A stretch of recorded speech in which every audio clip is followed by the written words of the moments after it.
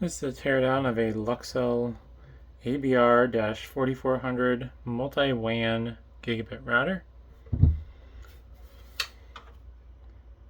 And yeah, not worth much and I don't have a use for it, so I figured to see what's inside.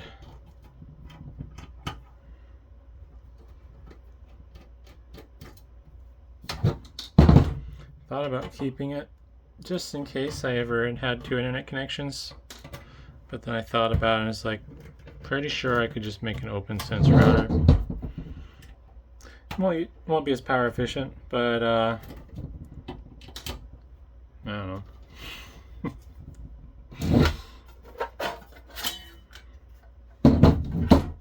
Wow. I wasn't expecting this to be so refined looking. Not much on the PCB. They glued the connectors for the power supply in place. Just smart.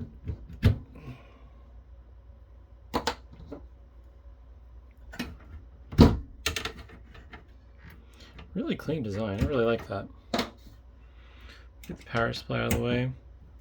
This hasn't been plugged in for years, so I should be fine being careless around the components, hopefully. If I can refrain from dropping the screwdriver.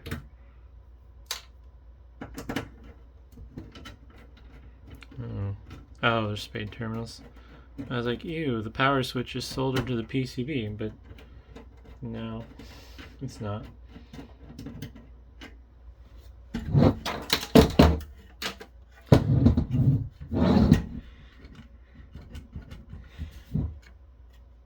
Is it?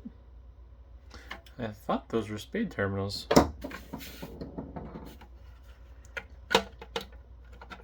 They just might be stuck on really good with that heat shrink.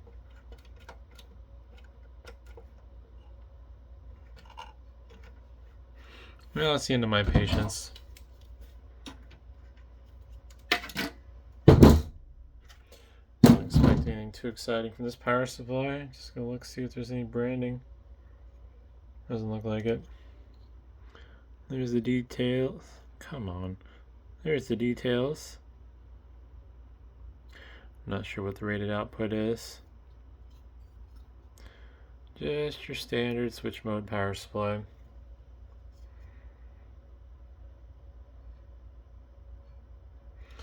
I don't know. Anyhow.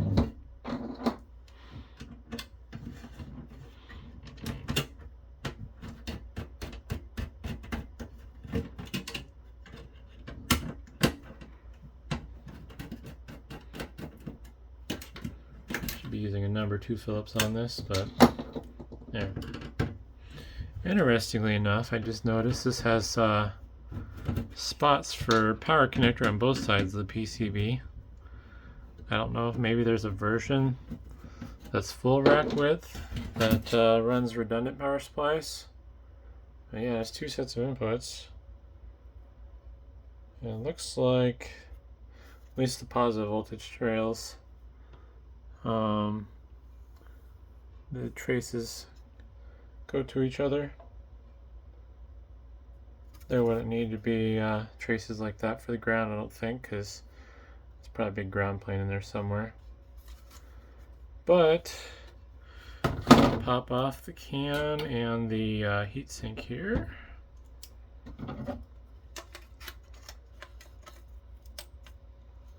That's weird. It's not an aluminum heatsink. I've never seen that before. It's like some sort of weird ceramic.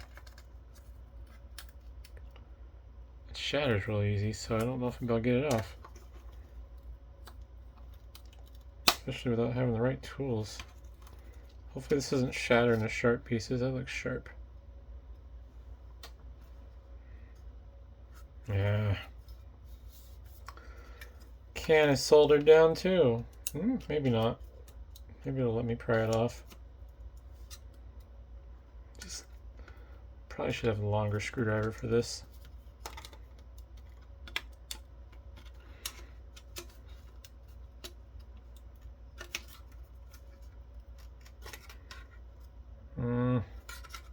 Not cooperating. I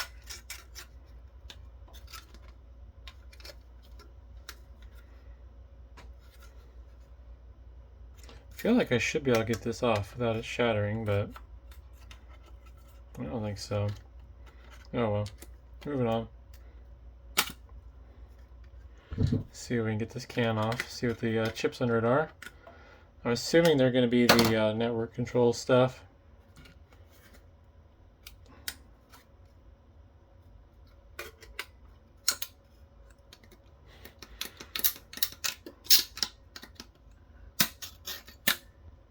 Begrudgingly. Broadcom. What a shock. There was a thermal pad, so that can was some thermal mass for the chip.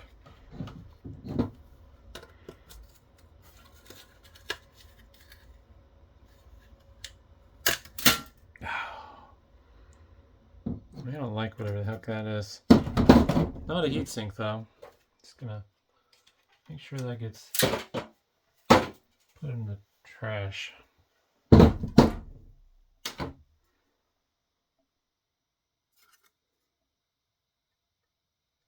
Yeah, it feels sharp.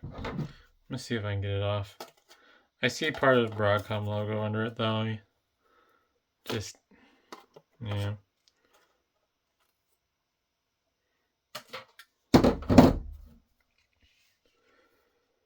Oh, let's scratch off what's left of that paste or adhesive.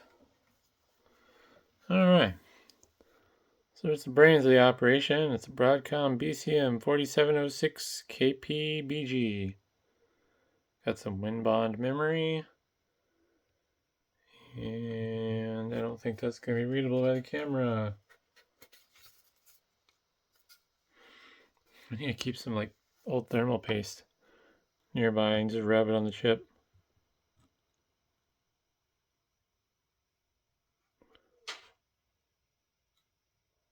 Yeah. Some basic gigabit, whatever. So, power regulation, more power regulation. Not sure why it's so scattered. Maybe the brains of the operation uses different power regulation than the networking.